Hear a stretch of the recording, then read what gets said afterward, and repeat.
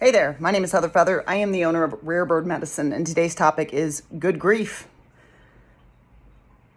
There are a lot of things that can give us grief, death being one of them for sure, and I'm definitely here to talk about that today.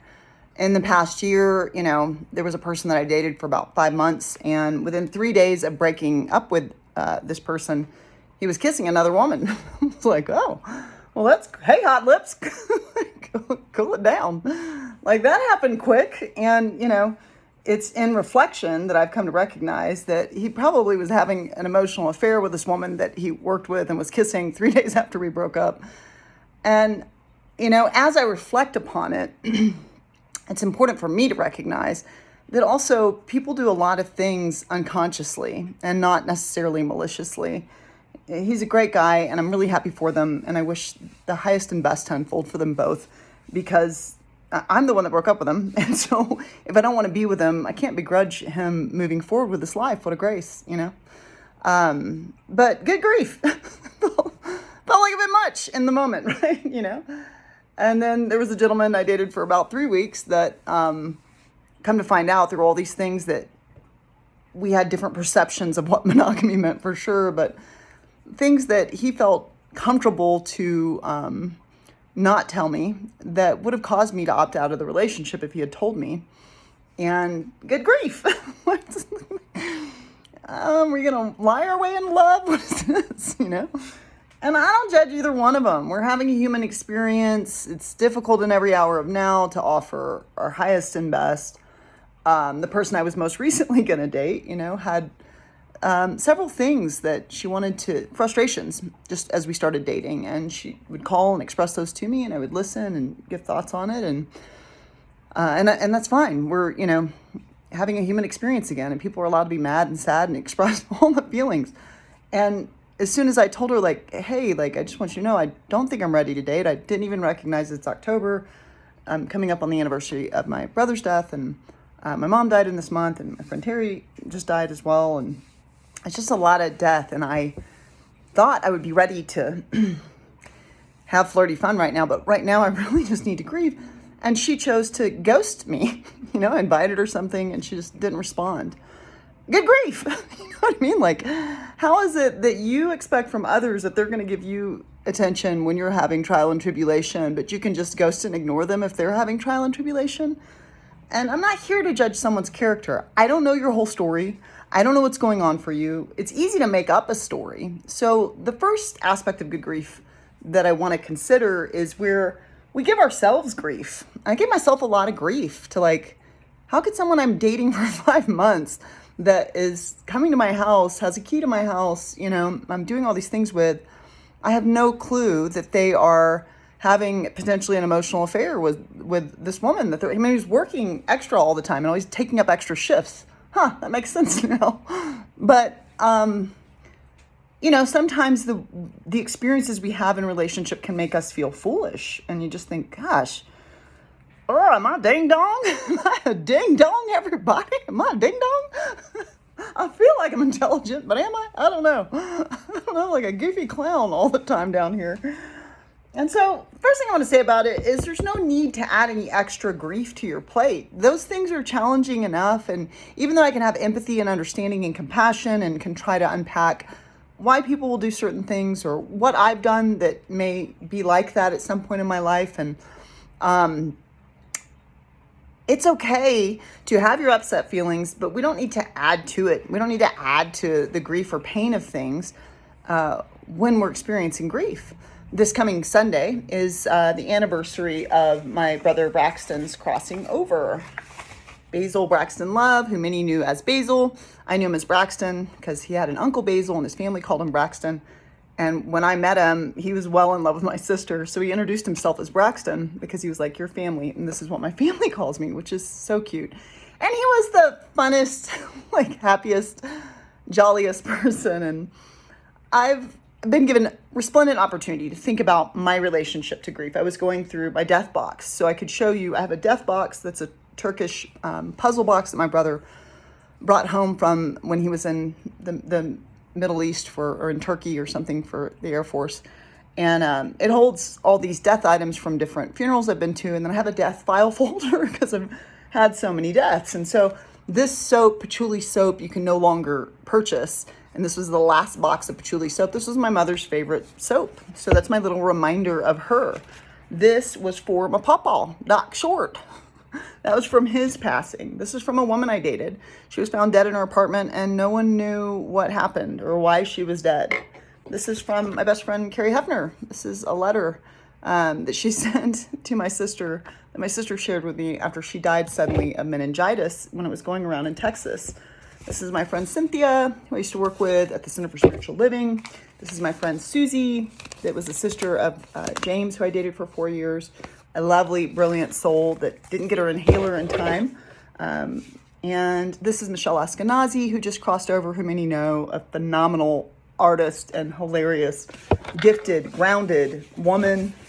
This is my friend Carrie DiGiovanni, who I didn't get to hang out and be friends with much in my adult life, but definitely was there and present in my youth.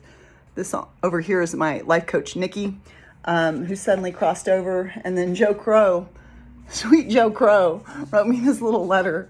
India, I adore you, sweet, zany, goofy, inspiring, beautiful woman. You're family to me, a daughter, a sister, a mother. Joe fell on a ladder and hit an electrical wire that electrocuted him. This is our friend JD, who was found in the woods. He had his shoes taken off. He had no puncture wounds. He had no, we don't know what caused his death. He was just found in the woods and leaves were covering his body and branches. So obviously something went awry, but they never found out the cause of death. So somebody wrote to go to his memorial service. This is my grandma, Margaret Ann Short, on this cute little card.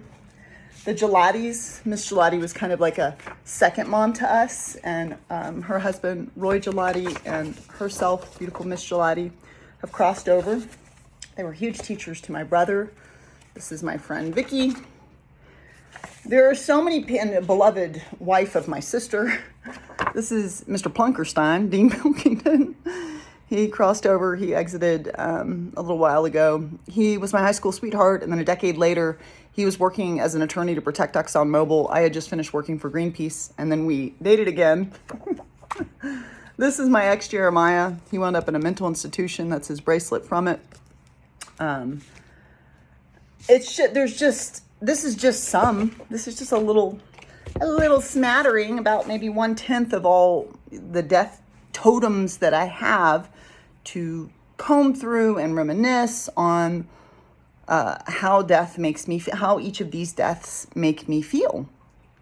And there's a lot more. I didn't pull out the file because it probably wouldn't be a 15-minute video. Here's all 70 people that have died or whatever it is now.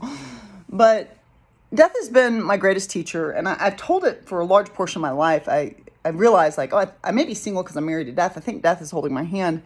And I've had moments where it's like, am I the angel of death? like maybe no one should know me because death seems to go wherever I go. And so I've done a lot of isolation in this life because it's like, I don't know that I'm necessarily good luck to maybe get away from me. I spent a lot of time in my modern days praying for everybody, praying for construction workers, praying for fire trucks, praying for everyone and anyone that I see in a circumstance that could potentially get unsafe. I'm usually praying for them. The reason I want to talk about good grief from the grief of the sorrow of losing a two-legged flesh costume, because you never truly lose a person. There's no such thing as something being lost. All of these entities are available to me, accessible to me, and I communicate with many of them often. I've had tons of Akashic Records readings of my past lives, and many of them point to the veil being very thin for me, which is true. And even when I ask, like, any messages from my mom, they're like, you talk to your mom all the time. She talks to you as well. It's like, yeah, I know. okay. I guess I don't get to ask those questions if the veil is thin for me. Psychopomp work is one of the things you wind up getting to do, or being a bridge between the living and the dead, when you are surrounded by people that are dead or dying or gonna die soon. And so this weekend, I got a costume to go to. There's a Monster Mash at the cafe I like, and then there's a Dia de los Muertos event happening that I was going to go to with this woman that's not speaking to me now.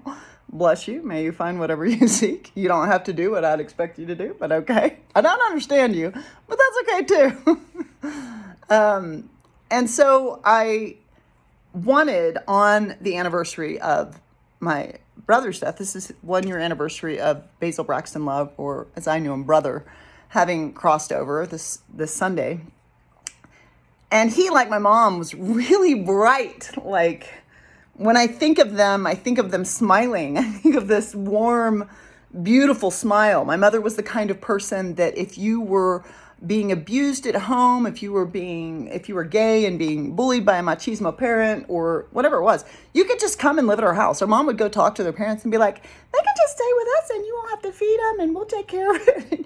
Anyone could come live at our house. My mom loved children and everyone was welcome, and she had a great love for the safety of children. And my brother was similar. He loved humans, he loved people, and he wanted people to feel safe, so he taught mixed martial arts.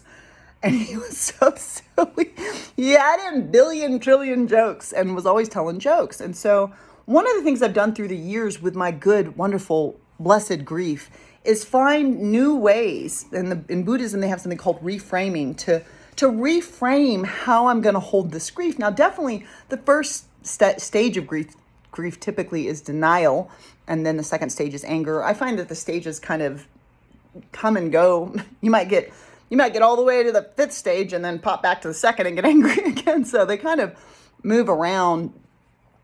But so you do want to grieve. You do want to feel sad. It's important. I have to remind myself this. I mean, just like with this person that I was going to date, I'm surprised that I still grieve because so many have died. I'm not exaggerating at all when I say 60 to 70 people. I can't keep track anymore. I used to try to keep track of it and I can't anymore. It's just too many. It's always somebody. Every year it's not somebody, usually several people. And so when you have that much death, sometimes you just feel like, well, I shouldn't have any reason to grieve. I know they're with me. I talk to them, I'm a psychic and a psychopomp, and I'm talking to him all the time. You know what I mean? Like, brother reminds me to play that video game. He told me about it before he crossed over, and he reminds me, don't forget to go play that video game, And it's like, yeah, okay, let me get on that. So there's a way in which, if you're psychic and attuned and connected to the dead, you may feel like you're not entitled to grieve. But I have to remind myself, like, it's okay for me to I miss their flesh costume. I miss their hugs. I miss hearing him say, is that sister? Tell sister I love her. Anytime I was talking to my sister on the phone, I miss that. And it's okay for me to be sad about it. And because grief and death have been such huge teachers in my life, it's been important for me to also find ways to reframe it, ways to reassociate it. And so, this year I want to connect more to the Dia de los Muertos, of celebrating my ancestors. Thank you for the life that you gave me, beautiful, beautiful spirits. And so to go and acknowledge and thank my ancestors for all their trials and tribulations they had to face, all of their struggles. But for who these people were in my life, my mother was a very happy, vibrant, amazing, wise woman, just wise woman. And she would light up a room by walking into it. And so I want to light up in a room on the death anniversaries that I constantly face throughout my life. I want to remember to celebrate them because they are with us, and not be so addicted to the incessant mourning, the idea of loss. Now, each person has to take their own time with grief. I'm never telling anyone, cut your grief out, reframe it. Be sad as long as you want. Be mad until the day you die if you want. And there is another way that we can hold death. There is another relationship we can have with it. We can open up our third eye. We can open up our capacity to go within the inner temple and hear the infinitely strong voices of those that have gone on before. And we can commune with them, and we can have a new relationship with them. And it took me a lot longer to do that with my mom, because in order to do it, I had to accept that her freckles were gone. But as soon as I was able to accept that her flesh costume was gone, she was communicating to me through songs, through tarot cards, through numerology. And the Akashic Records have echoed this experience that I've had, that this was occurring. And so I'm just wanting to ask you, perhaps you've lost one or many people too. Do you ever consider the possibility of reframing the way you connect to that entity when they're no longer in their flesh costume? You can always subscribe to Rare Bird Medicine on YouTube, like and comment there. I always love to hear your thoughts. Amun.